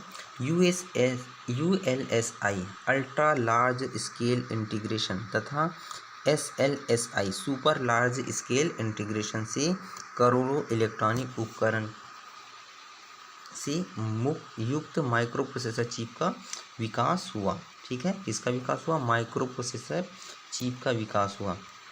इससे अत्यंत छोटे तथा हाथ में लेकर चलने वाले योग्य कंप्यूटरों का विकास हुआ जिसका गणना क्षमता अत्यधिक तीव्र तथा अधिक था। ठीक है, अब हम हाथ में लेके कंप्यूटर को यहाँ वहाँ घूम के अपना काम कर सकते थे। उसके बाद देखिए मल्टीमीडिया तथा एनिमेशन के कारण कंप्यूटर का शिक्षा तथा मनोरंजन आदि के लिए भरपूर उपयोग किया जाने लगा कंप्यूटर का। अब तो हम कंप्यूटर में सब कुछ कर सकते हैं, वीडियो गेम खेल सकते हैं, पिक्चर देख सकते हैं और तरह तरह के वर्क हम कर सकते हैं। इंटरनेट तथा सोशल मीडिया के विकास ने सूचनाओं के आदान प्रदान, अब यहाँ पे जैसे फेसबुक, व्हाट्सअप ये सब, खैर ये तो बाद में आया, लेकिन इंटरनेट से क्या हो गया? जो मेल करना हो गया, इससे सूचना का आदान प्रदान क्या हो गया? बहुत ही आसानी से पंचम पीढ़ी में होने लगा था। भंडारण के लिए ऑप्टिकल डिस्क CD है ना। अब यहाँ पे देखो उस टाइम में क्या था, ऐसा कोई भी चीज़ को स्टोर करके रखने के लिए CD किसका यूज़ करते थे? CD का, या फिर DVD का। ठीक है, या ब्लू रे डिस्क का विकास हुआ जिसकी भंडारण क्षमता क्या होती थी? अत्यधिक उच्च थी। ठीक है, जैसे कोई भी फाइल है हमारे पास, तो फाइल को किसमें स्टोर करके रखते थे? CD में या फिर DVD में। उसको हम क्या करते थे? स्टोर करके रखते थे। उसके बाद देखिए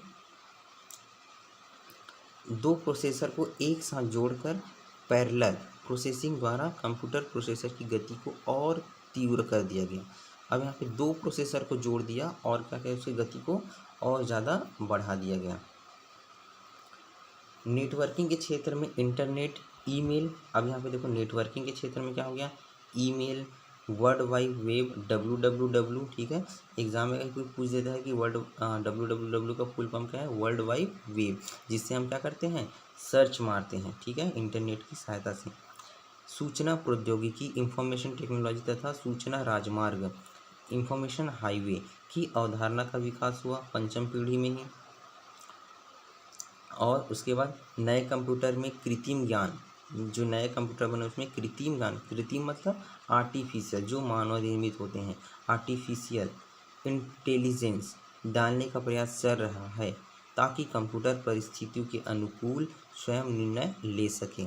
मतलब जैसे अभी पंचम पीढ़ी के कंप्यूटर में ऑटो करेक्शन का ऑप्शन वहाँ पे डाल दिया गया था ताकि कहीं पे अगर कुछ गलती हो रहा है तो थोड़ा बहुत गलती होने पर वो क्या कर लेता था? ऑटो करेक्शन कर लेता था। आवाज़ को पहचानता था। ठीक है, आवाज़ को पहचाने, स्पीच रिकॉग्नाइजेशन तथा रोबोट निर्माण में इसका प्रयोग किया जाए। रोबोट के निर्माण में, रोबोट को चलाने में कंप्यूटर का यूज़ किए जाने लगे। कौन सी पीढ़ी में? पंचम पीढ़ी में, याद रखिए। मैग्नेटिकल बबल मेमोरी का प्रयोग से भंडारण क्षमता में वृद्धि हुई। जो मैग्नेटिकल बबल मेमोरी है, अब यहाँ पे देखो पहले क्या करते थे? CD DVD यूज़ करते थे, फिर धीरे धीरे क्या किया गया? उसको मैग्नेटिकल बबल मेमोरी का यूज़ किया गया जिससे उसके भंडारण में क्या हो गई? वृद्धि हुई। पोर्टेबल PC और डेस्कटॉप PC ने कंप्यूटर को जीवन में लगभग प्रत्येक क्षेत्र से जोड़ दिया था। ठीक है, पोर्टेबल मतलब जिसको हम आसानी से क्या कर सकते थे? एक स्थान से दूसरे स्थान तक ले जा सकते थे, मतलब आसानी से हम उसको कैरी कर सकते थे। ठीक है, जिससे क्या हो गया? कंप्यूटर को जीवन में लगभग प्रत्येक क्षेत्र से जोड़ दिया। मतलब जितने भी, चाहे वो एजुकेशन हो, मेडिकल हो, यातायात हो, सभी क्षेत्र से क्या कर दिया था? पांचवी पीढ़ी में सभी फील्ड में उसको जोड़ दिया गया था। अब इसमें देखते हैं कुछ इम्पोर्टेंट या रोचक तथ्य के बारे में देख लेते हैं। 5वीं पीढ़ी के कंप्यूटर में आलू के चिप्स के आकार पर के होने के कारण इंटीग्रेटेड सर्किट को चिप नाम दे दिए गए। अब यहाँ पे इसको चिप क्यों बोला गया है, यहाँ पे ध्यान देंगे क्योंकि जो आलू का चिप बनाते हैं ना हम लोग, पोटैटो चिप, उसके आकार का इंटीग्रेटेड सर्किट था, इसलिए उसको क्या बोल दिया गया था, चिप बोल दिया गया था। ठीक है, किसके कारण, क्योंकि वो आलू के जो पोटैटो है उसके चिप अपन कटिंग करते हैं उसके जैसा ही क्या था, जो इंटीग्रेटेड सर्किट है उसका आकार उतना बड़ा था, इसलिए उसको क्या बोल दिया, चिप बोल दिया। ठीक है, याद रखेंगे इसको। तो ये तो था हमारे 5 पीढ़ी। अब आते हैं अगली पीढ़ी के कंप्यूटर। किसमें आते हैं, अगली पीढ़ी मतलब आने वाली पीढ़ी, नेक्स्ट जनरेशन कंप्यूटर। तो इसमें क्या है, पहला है nano computer. Nano computer tubes जिनका व्यास 1 नैनोमीटर, कहने का मतलब 1×10⁻9 मीटर तक हो सकता है। मतलब ये फ्यूचर की बात करें कि ऐसा हो सकता है, के प्रयोग से अत्यंत छोटे व विशाल क्षमता वाले कंप्यूटर के विकास की परिकल्पना की गई है। नैनो कंप्यूटर में पदार्थ की आणविक संरचना का उपयोग किया गया। ये अभी बना नहीं है, ये फ्यूचर में इसकी कल्पना कर रहे हैं कि ऐसा हो सकता है। दूसरा है क्वांटम कंप्यूटर। विद्युतीय किरणों के ऊर्जा इलेक्ट्रॉन की उपस्थिति के कारण होती है। ये इलेक्ट्रॉन अपने कक्ष में तेजी से भ्रमण करते हैं, इस कारण इन्हें एक साथ 1 और 0 की स्थिति में गिना जा सकता है। इस क्षमता का इस्तेमाल कर मानव मस्तिष्क से भी तेज कार्य करने वाले छोटे तीव्र गति वाले कंप्यूटर का विकास का प्रयास चल रहा है। ठीक है, क्योंकि ये अगली पीढ़ी के कंप्यूटर है, इसलिए अभी इसमें अभी काम चल रहा है। ठीक है, अभी ये कंप्लीट हुआ नहीं है। इस प्रकार के कंप्यूटर में पदार्थ की क्वांटम सिद्धांत का उपयोग किया जाता है। सामान्यतः कंप्यूटर में मेमोरी को बीट से मापा जाता है। किससे मापा जाता है, मेमोरी को बीट से मापा जाता है। ठीक है, इसके बारे में और आगे हम पढ़ेंगे कि 1 बाइट इक्वल टू कितना MB होता है, ये सब है, या 1 MB equal to how many bytes. तो आगे बढ़ते हैं अभी। DNA computer. अब यहाँ पे ध्यान समझिएगा, DNA कंप्यूटर ये भी अगली पीढ़ी के कंप्यूटर है ना। इसमें जैविक पदार्थ जैसे DNA या प्रोटीन का प्रयोग कर डाटा को संरक्षित प्रोसेस किया जा सकता है, जिसे बायो कंप्यूटर भी कहा गया है। अब यहाँ पे देखो, DNA से अगर हम DNA से कंप्यूटर बना दिए, इसका मतलब है कि जिसका DNA मैच करेगा, DNA आप जानते हैं ना, जिसका DNA मैच करेगा उससे ही वो कंप्यूटर खुलेगा, मतलब ये बहुत ज़्यादा सुरक्षित हो जाएगा, इसलिए इसे क्या कहा गया, बायो कंप्यूटर कहा जाता है। और ये हो सकता है फ्यूचर में बने, और कुछ हद तक अभी बन चुका है। जैसे मोबाइल अभी आ गया है, तो मोबाइल में क्या होता है, फिंगरप्रिंट हो गया, और लैपटॉप में भी अभी क्या हो गया, फेस से ही पासवर्ड खुलता है। तो बहुत कुछ विकास अभी हो गया है, और फ्यूचर में और ज़्यादा इसमें मॉडिफाई होने के चांसेस है। उसके बाद देखिए केमिकल कंप्यूटर।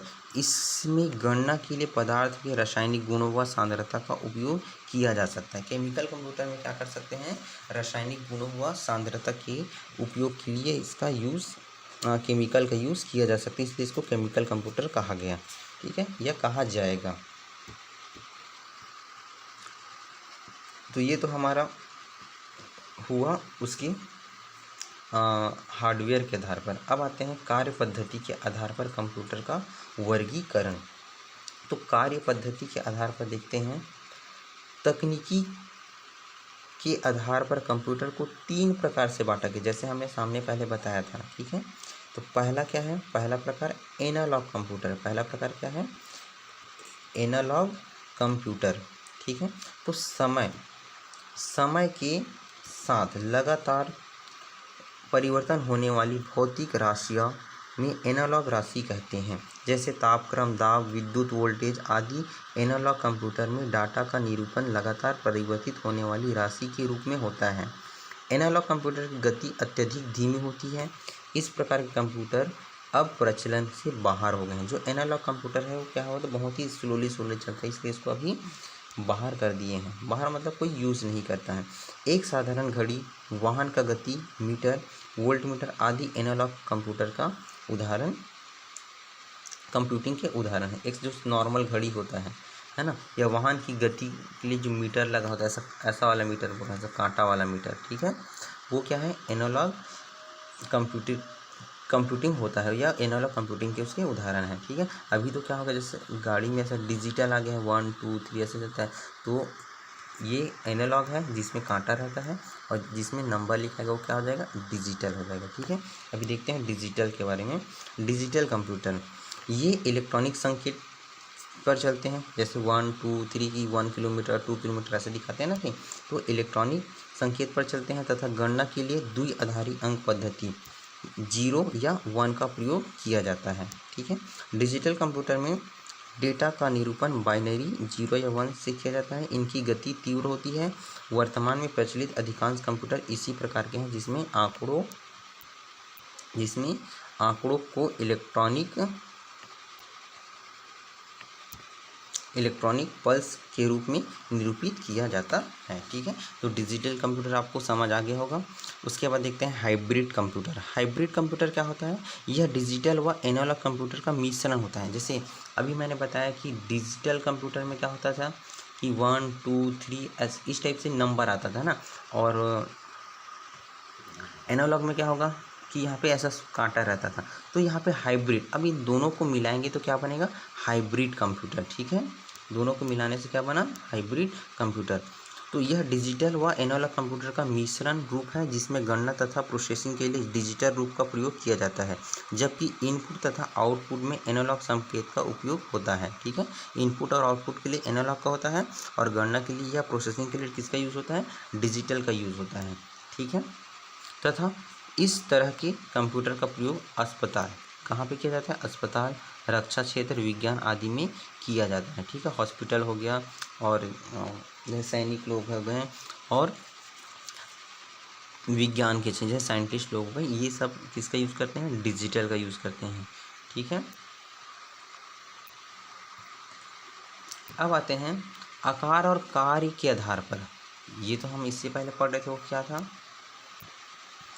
ये कार्य पद्धति, मतलब कार्य पद्धति का 3 भागों में बांटा गया। पहला है एनालॉग कंप्यूटर, डिजिटल कंप्यूटर और हाइब्रिड कंप्यूटर। ये तीनों समझ आ गया। एनालॉग क्या होगा, जिसमें से सुई का कांटा रहेगा। डिजिटल में क्या होगा, जो अंक दर्श रहेगा। और हाइब्रिड क्या होगा, एनालॉग और डिजिटल का कॉम्बिनेशन होगा, ठीक है। अभी बढ़ते हैं आगे। आकार और कार्य के आधार पर कंप्यूटर का वर्गीकरण। तो आकार और कार्य के आधार पर देखते हैं। पहला हमारे पास प्रकार है main frame computer. Main frame computer में मुख्य कंप्यूटर एक केंद्रीय स्थान पर रखा जाता है, जो सभी डाटा और अनुदेशन को स्टोर करता है। उपयोगकर्ता डम टर्मिनल के माध्यम से मेन फ्रेम कंप्यूटर से जुड़ता है, तथा केंद्रीय डाटाबेस और प्रोसेसिंग क्षमता का उपयोग करता है। मेन फ्रेम कंप्यूटर का आकार में काफ़ी बड़े होते हैं। इनकी डाटा स्टोरेज क्षमता अधिक होती है, तथा डाटा प्रोसेस करने की गति तीव्र होती है। मेन फ्रेम कंप्यूटर से जुड़कर एक साथ कई लोग अलग अलग कार्य कर सकते हैं, अतः इसे मल्टी यूज़र कंप्यूटर भी कहा गया, ठीक है। इसमें ऑनलाइन रहकर बड़ी मात्रा में डाटा प्रोसेसिंग किया जा सकता है। मेन फ्रेम कंप्यूटर में 2 या अधिक माइक्रो प्रोसेसर को एक साथ जोड़कर प्रोसेसिंग क्षमता बढ़ाई जाती है। इसमें सामान्यतः 32 या 64 बिट माइक्रो प्रोसेसर का प्रयोग किया जाता है। कितना किया जाता है, 32 या 64 बिट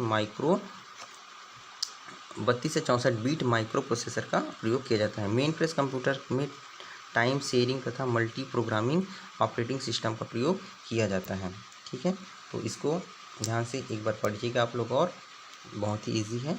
उसके बाद देखिए मेन फ्रेम कंप्यूटर के उपयोग। मेन फ्रेम कंप्यूटर का उपयोग बड़ी कंपनियां, बैंक, रेल आरक्षण, रक्षा, अनुसंधान, अंतरिक्ष विज्ञान आदि के लिए किया जाता है, ठीक है। मेन फ्रेम कंप्यूटर का उपयोग क्या है, जो बड़े बड़े कंपनी होती है, वो रेलवे आरक्षण, जैसे हम रेलवे का टिकट कटाते हैं उसके रिजर्वेशन के लिए। रक्षा में जैसे मिसाइल वगैरह लॉन्च करते हैं उस टाइम। अनुसंधान जैसे कोई भी शोध कार्य होता है वहाँ पे। अंतरिक्ष विज्ञान में, है ना, जैसे अभी बताया कि मिसाइल हम क्या कहते हैं, लॉन्च कर रहे हैं, या अंतरिक्ष में हम मौसम की जानकारी है, वो सब चीज़ के लिए किसका, मेन फ्रेम कंप्यूटर का उपयोग किया जाता है। दूसरा है मिनी कंप्यूटर। मिनी कंप्यूटर जैसे कि नाम से समझ आ रहा है, मिनी मतलब छोटा। ये आकार में क्या होगा, आकार में मेन फ्रेम कंप्यूटर से छोटे, जबकि माइक्रो कंप्यूटर से क्या होते हैं, बड़े होते हैं। मिनी कंप्यूटर क्या होगा, मेन फ्लैश कंप्यूटर से छोटे, जबकि माइक्रो कंप्यूटर से क्या होगा, बड़े, क्योंकि माइक्रो क्या होता है, मिनी से छोटा होता है, और है ना। इसका आविष्कार 1965 में हुआ। कब हुआ, 1965 में। DEC डिजिटल इक्विपमेंट कॉरपोरेशन नामक कंपनी ने, इससे पहले हमने और इसको रिपीट किया था, है ना। इसमें एक और अधिक माइक्रो प्रोसेसर का प्रयोग किया जाता है। इसकी संग्रहण क्षमता और गति अधिक होती है। इस पर कई व्यक्ति एक साथ काम कर सकते हैं। इसमें जो मिनी कंप्यूटर है उसमें बहुत सारे लोग एक साथ मिलकर काम कर सकते हैं, अतः संसाधनों का साझा किया जाता है या हो सकता है। यहाँ पे जो भी वहाँ पे डाटा है उसका आदान प्रदान यहाँ पे किया जा सकता है। अब इसके उपयोग, मिनी कंप्यूटर के उपयोग यात्री आरक्षण, बड़े ऑफिस, कंपनी अनुसंधान आदि में, है ना, इसका उपयोग किया जाता है, याद रखेंगे। उसके बाद आते हैं एम्बेडेड कंप्यूटर। एम्बेडेड कंप्यूटर क्या होता है, देख लीजिए, किसी उपकरण जैसे television, washing machine, microwave, car आदि से जुड़ा छोटा कंप्यूटर जिसे किसी विशेष कार्य के लिए तैयार किया जाता है, एम्बेडेड कंप्यूटर कहा जाता है। एम्बेडेड कंप्यूटर एक माइक्रो प्रोसेसर या इंटीग्रेटेड चिप के रूप में होता है जो उस उपकरण को कार्य करने को सरल बनाता है। अब यहाँ पे इसको ध्यान से समझिएगा कि एम्बेडेड कंप्यूटर क्या होता है, मैं आपको समझा रहा हूँ। जैसे सपोज आपके यहाँ एक वॉशिंग मशीन है, क्या है, वॉशिंग मशीन है ना। अब यहाँ पे वॉशिंग मशीन में हम क्या कर देते हैं, बटन को चालू कर देते हैं, टाइम सेट कर देते हैं कि ये 5 मिनट तक चले। तो भाई यहाँ पे क्या हो रहा है, टाइम सेट कर रहा है ना, और 5 मिनट तक ही वो रोटेट होगा, 5 मिनट बाद क्या होगा, ऑटोमेटिक बंद होगा। तो यहाँ पे भी कहीं ना कहीं कंप्यूटर यूज़ है, तो उसी को बोल रहा है एम्बेडेड कंप्यूटर।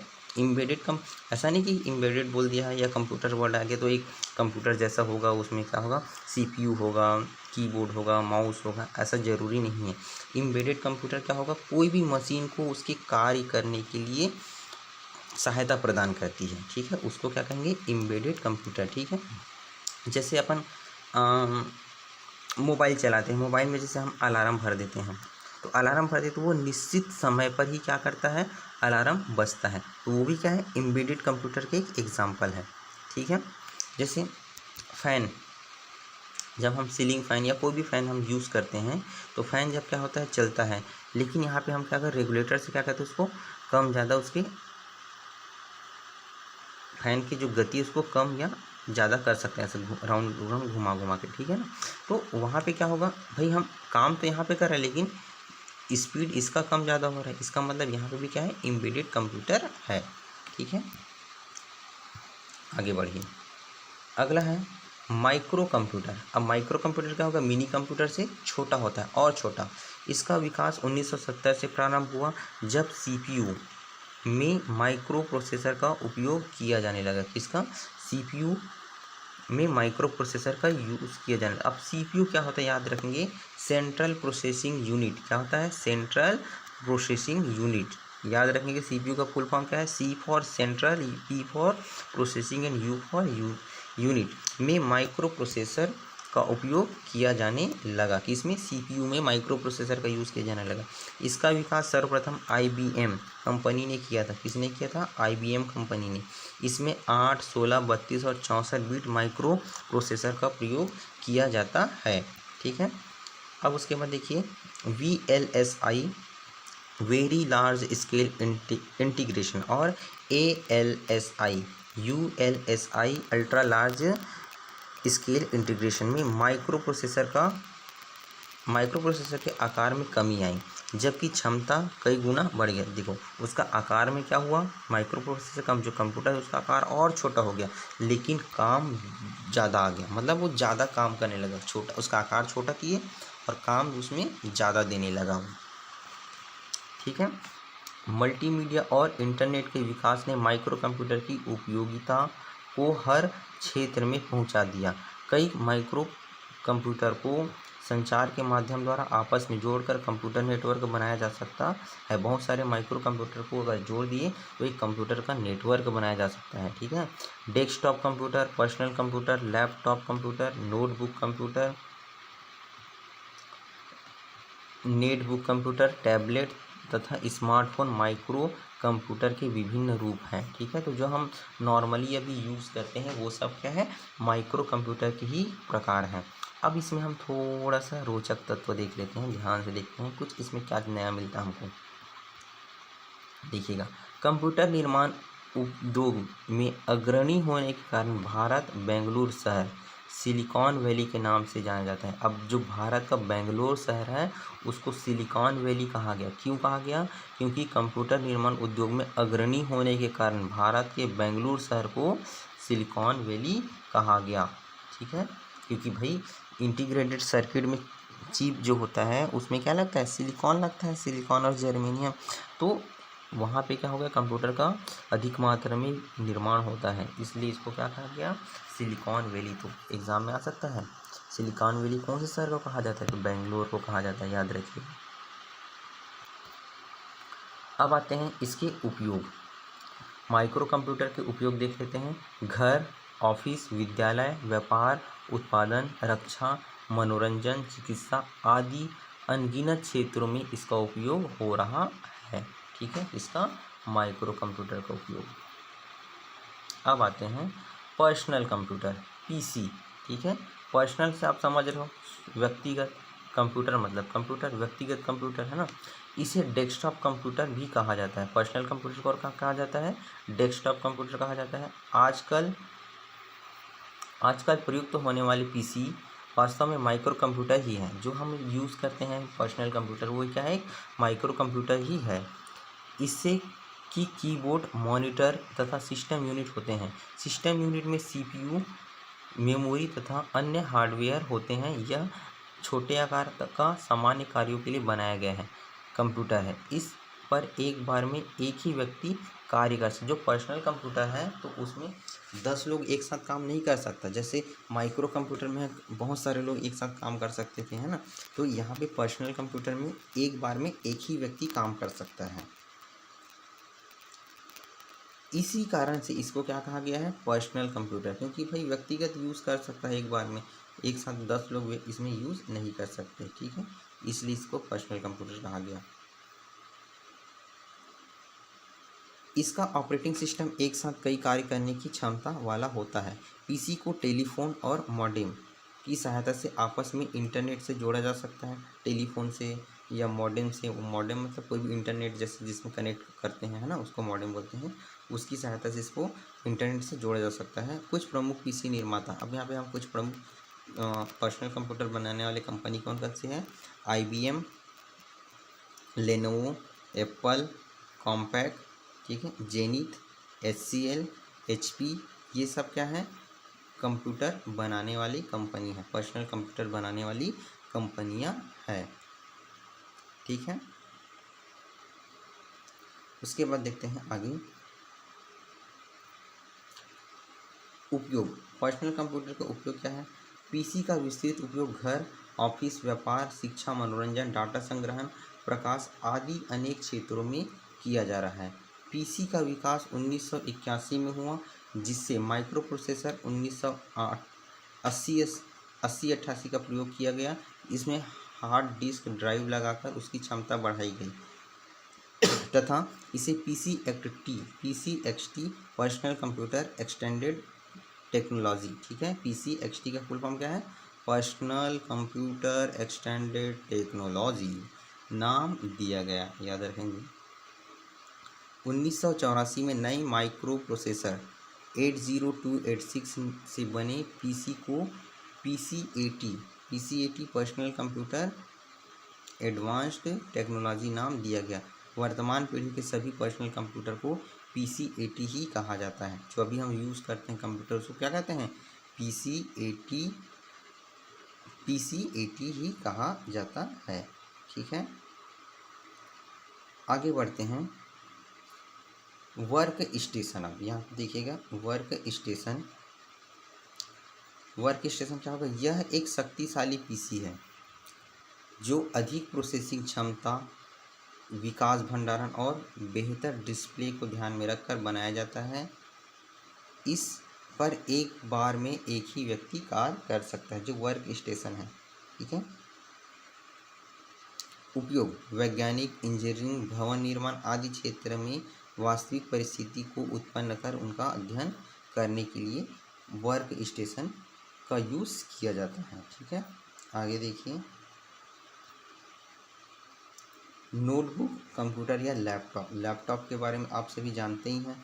लैपटॉप क्या होता है? यह नोटबुक के आकार का छोटा सा कंप्यूटर होता है। अपने कॉपी के जैसे हम जो नोटबुक पकड़ते हैं ना, उसी के आकार का होता है लगभग। इसे ब्रीफ केस में रखकर कहीं भी ले जा सकता है।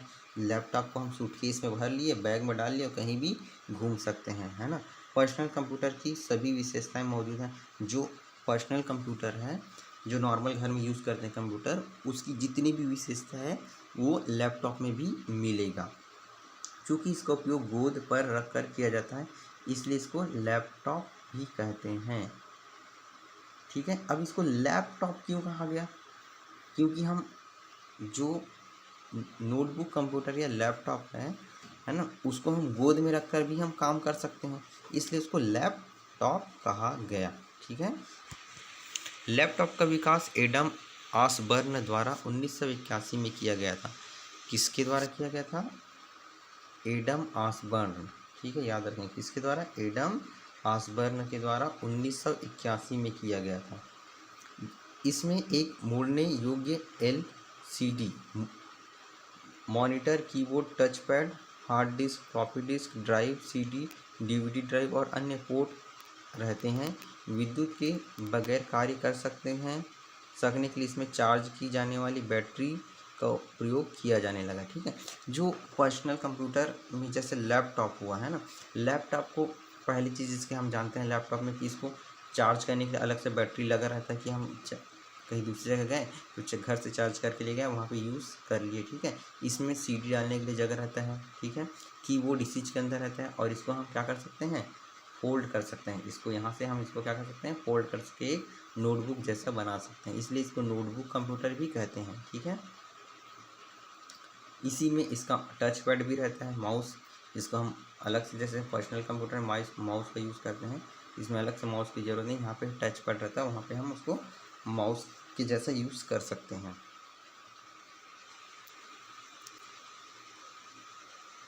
वाईफाई और ब्लूटूथ की सहायता से इसे इंटरनेट द्वारा भी जोड़ा जा सकता है। हाँ, और वाईफाई या ब्लूटूथ के द्वारा हम इसको बता सकते,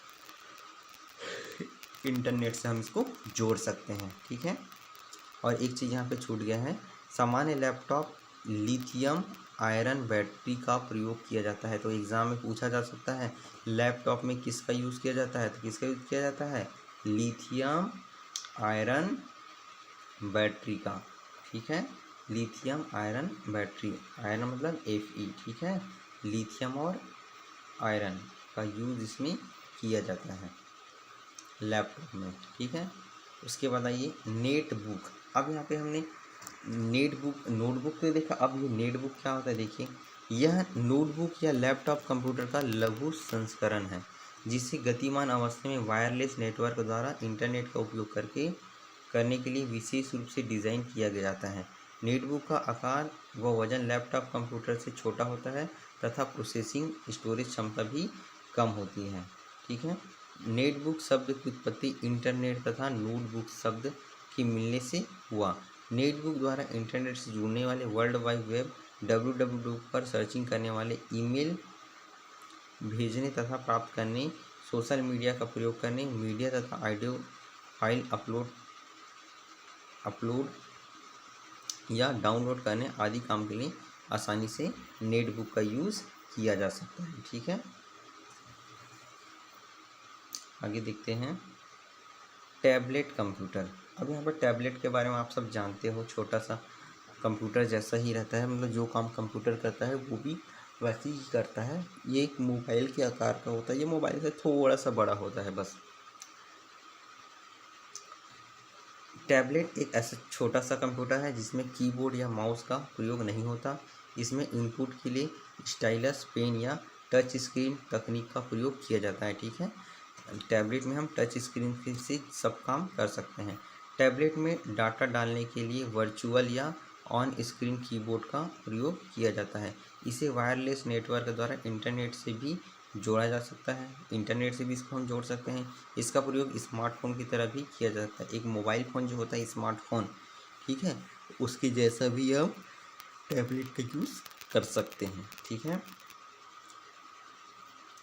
उसके बाद देखिए इसी में, चूँकि टैबलेट कंप्यूटर का प्रयोग हाथ में रखकर किया जाता है, अतः इसलिए इसको हैंड हेल्ड कंप्यूटर भी कहा जाता है। तो याद रखेंगे, हैंड हेल्ड कंप्यूटर किसे कहा जाता है, तो किसको कहते हैं, टैबलेट को ही हैंड हेल्ड कंप्यूटर कहते हैं। ठीक है, एप्पल कंपनी, जो Apple company iPad tablet computer का एक उदाहरण है। ठीक है, जो आईपैड होता है फ़ोन, आईपैड वो पूरा पूरा कंप्यूटर जैसा काम करता है। ठीक है, याद रखेंगे।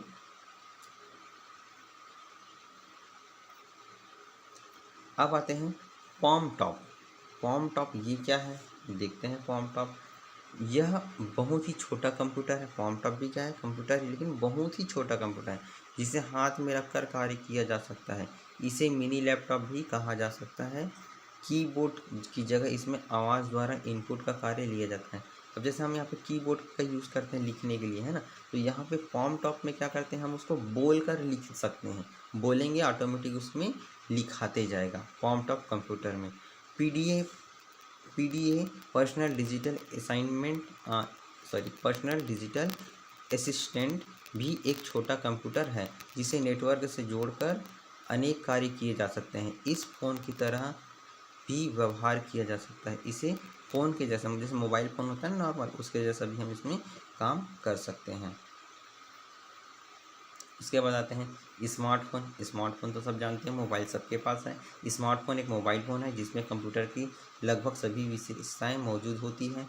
इसमें डाटा इनपुट के लिए टच स्क्रीन तकनीक का उपयोग किया जाता है। ठीक है, टैबलेट या पीडीए एक कंप्यूटर है जिसका प्रयोग वैकल्पिक फ़ोन की तरह भी किया जा सकता है। दूसरी तरफ स्मार्टफोन मुख्यतः एक फ़ोन है जिसका प्रयोग कंप्यूटर के प्रोसेसिंग के कुछ कार्यों तथा इंटरनेट के प्रयोगों करने के लिए किया जा सकता है। स्मार्टफोन का उपयोग एक हाथ से किया जा सकता है। स्मार्टफोन हम एक हाथ से चला सकते हैं, 2 उंगली से चलाते हैं हम, है ना, जब टैबलेट या पीडीए को दोनों हाथ से चलाना पड़ता है। ठीक, स्मार्टफोन, टैबलेट तथा पीडीए हैंड हेल्ड डिवाइस कहलाता है, और क्योंकि इसको हम हाथ में पकड़ के ही चलाते हैं इसलिए इसको हैंड हेल्ड डिवाइस भी कहते हैं। उसके बाद देखिए लैपटॉप, नेटबुक, टैबलेट तथा पीडीए में अंतर। अब इसमें अंतर क्या है देख लीजिए। कंप्यूटर तकनीक में हो रहे विकास और उपकरण के आकार में अब कमी आई है।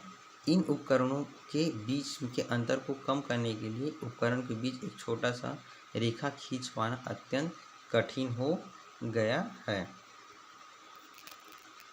ठीक है, देखिए यहाँ पे लैपटॉप डेस्कटॉप कंप्यूटर का मोबाइल संस्करण है।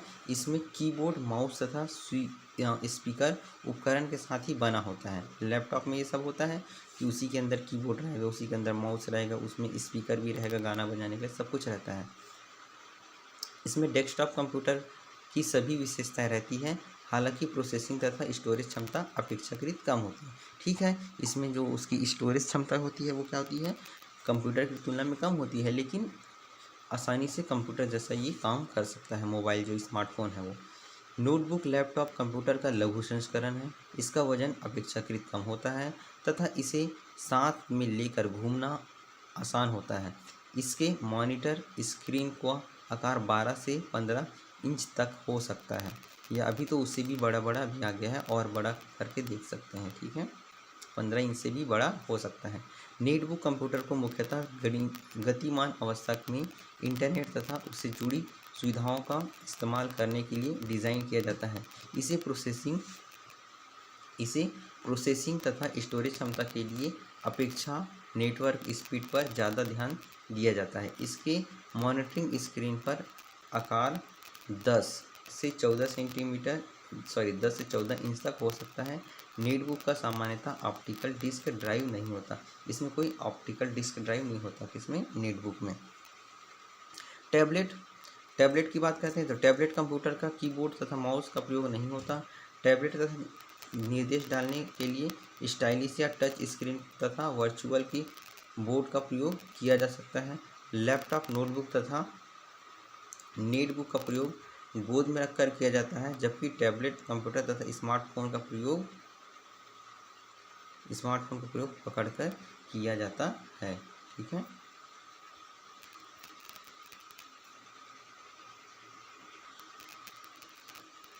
अब आते हैं हम सुपर कंप्यूटर में। सुपर कंप्यूटर क्या होता है?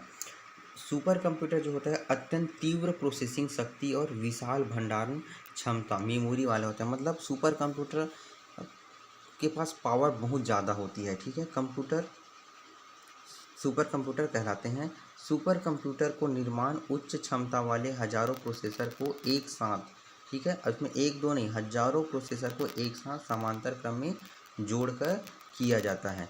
इसमें मल्टी प्रोसेसिंग और समांतर प्रोसेसिंग का उपयोग किया जाता है।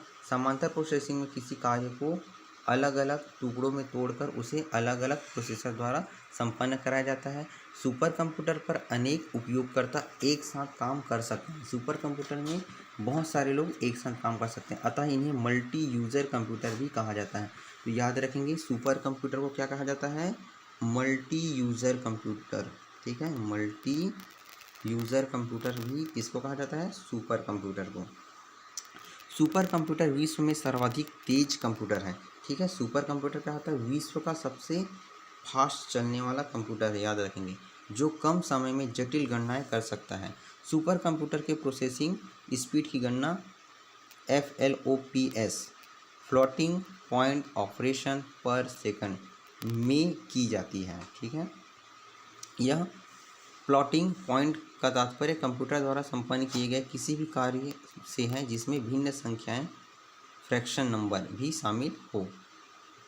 वर्तमान सुपर कंप्यूटर की गति पेटा फ्लॉप्स में मापी जाती है। किस मापी जाती है? 1 peta flops is equal to होता है 10⁻15 फ्लॉप्स। ठीक है, विश्व के प्रथम सुपर कंप्यूटर का निर्माण, अब यहाँ पे ध्यान से पढ़िए, बहुत ही इंपॉर्टेंट टॉपिक है ये। विश्व का प्रथम सुपर कंप्यूटर का श्रेय अमेरिका को जाता है। ठीक है, किसको जाता है? अमेरिका। किसने? के रिसर्च कंपनी, क्रे रिसर्च कंपनी, CRAY, क्रे। प्रथम विश्व का प्रथम कंप्यूटर CRAY, क्रे रिसर्च कंपनी, क्रे रिसर्च कंपनी को जाता है, जिसकी स्थापना सिमोर क्रे ने की थी। किसने किया था? सिमोर क्रे ने किया था। सुपर कंप्यूटर के क्षेत्र में सर्वाधिक योगदान के लिए सिमोर क्रे को सुपर कंप्यूटर का जन्मदाता कहा जाता है। अब यहाँ पे एग्जाम में पूछ सकता है सुपर कंप्यूटर का जन्मदाता कौन है? तो सुपर कंप्यूटर का जन्मदाता कौन है? सिमोर क्रे। ठीक है, याद रखेंगे, सिमोर क्रे सुपर कंप्यूटर का जन्मदाता है। उपयोग, अब यहाँ पे देखते हैं सुपर कंप्यूटर के उपयोग क्या क्या हैं। सुपर कंप्यूटर का उपयोग अनेक क्षेत्रों में किया जा रहा है, जैसे वैज्ञानिक तथा तकनीकी क्षेत्र में अनुसंधान और डिज़ाइन के लिए, पेट्रोलियम उद्योग में तेल के भंडारों का पता लगाने के लिए, वायुयान और ऑटोमोबाइल उद्योग में डिज़ाइन करने के लिए, अंतरिक्ष अनुसंधान में, मौसम विभाग में मौसम का पूर्वानुमान लगाने में, रक्षा क्षेत्र में कंप्यूटर पर परमाणु भट्टियों के सब क्रिटिकल परीक्षण करने के लिए यूज़ किया जा रहा है सुपर कंप्यूटर का।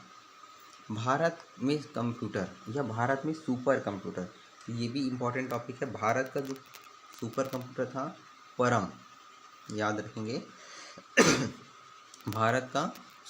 भारत में परम सीरीज के सुपर कंप्यूटर का निर्माण CDAC किसने किया था? याद रखेंगे,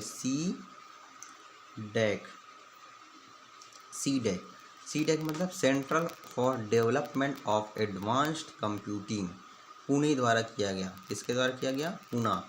ठीक है, परम कंप्यूटर का निर्माण कहाँ हुआ था? पूना में हुआ था। परम 8000 CDAC द्वारा विकसित पहला सुपर कंप्यूटर है। तो पहला सुपर कंप्यूटर क्या है पूछेगा तो क्या बोलोगे? परम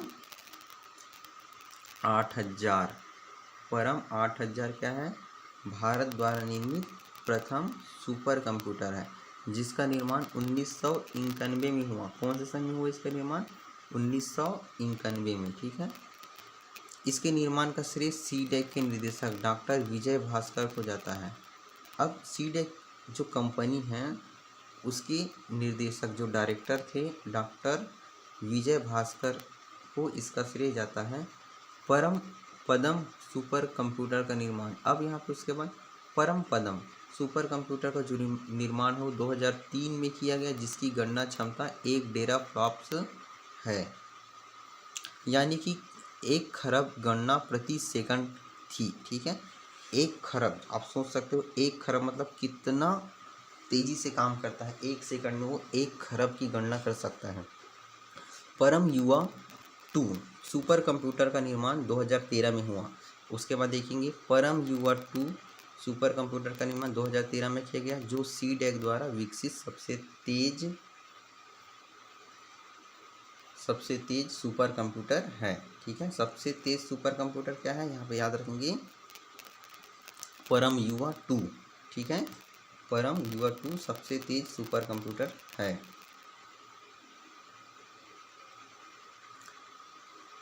इसकी गणना क्षमता 500 टेराफ्लॉप्स है। इस तरह के सुपर कंप्यूटर विश्व के कुल 5 देश अमेरिका, जापान, चीन, इजराइल और भारत के पास ही उपलब्ध है। देखो 5 देश के पास इस टाइप से कंप्यूटर हैं। किसके पास? पहला अमेरिका के पास, दूसरा जापान के पास, तीसरा भारत के पास और चीन और इजराइल के पास। ठीक है, उसके बाद आते हैं अनुपम। अनुपम क्या है? अनुपम सीरीज के सुपर कंप्यूटर का विकास बार्क, ठीक है, बार्क मतलब Bhabha atomic research centre Mumbai द्वारा किया गया। Bhabha atomic research centre Mumbai द्वारा क्या किया गया? अनुपम सीरीज के कंप्यूटर का विकास किया गया। सीरीज के सुपर कंप्यूटर का निर्माण अनुराग का फुल फॉर्म हो गया advance numerical research and analysis group, Hyderabad द्वारा DRDO defence research and development organisation के लिए किया गया। ठीक है, भारत के प्रथम super computer flow solver, Bharat के प्रथम सुपर कंप्यूटर फ्लो सॉल्वर का विकास नाल मतलब नेशनल एरोनॉटिकल लैब बेंगलुरु द्वारा 1980 में किया गया था। तो याद रखेंगे भारत का प्रथम सुपर कंप्यूटर फ्लो सॉल्वर क्या है? Flow solver. अब यहाँ पे देखते हैं कुछ इंपॉर्टेंट पॉइंट। IBM के डीप ब्लू कंप्यूटर के शतरंज के विश्व चैंपियन गैरी कास्परोव को पराजित किया था। यह 1 सेकंड में शतरंज की 20 करोड़ चाल सोच सकता है। ठीक है, याद रखेंगे, मतलब ये बोल रहा है कि जो विश्व चैंपियन था, वर्ल्ड चैंपियन था गैरी कास्परोव, उसको कंप्यूटर ने हरा दिया था। उसको क्या किया था? कंप्यूटर ने हरा दिया। ठीक है, मतलब इतना तेज़ी से कंप्यूटर का दिमाग चलता है, जो विश्व चैंपियन को भी हरा दिया। तो आज के लिए बस इतना ही। अगर ये वीडियो आपको अच्छा लगे तो लाइक करिएगा, सब्सक्राइब करिएगा और अपने दोस्तों के बीच शेयर करना ना भूलें। मिलते हैं अगले वीडियो में। Thank you for watching. धन्यवाद, आपने अपना कीमती समय दिया। मिलते हैं अगले वीडियो में।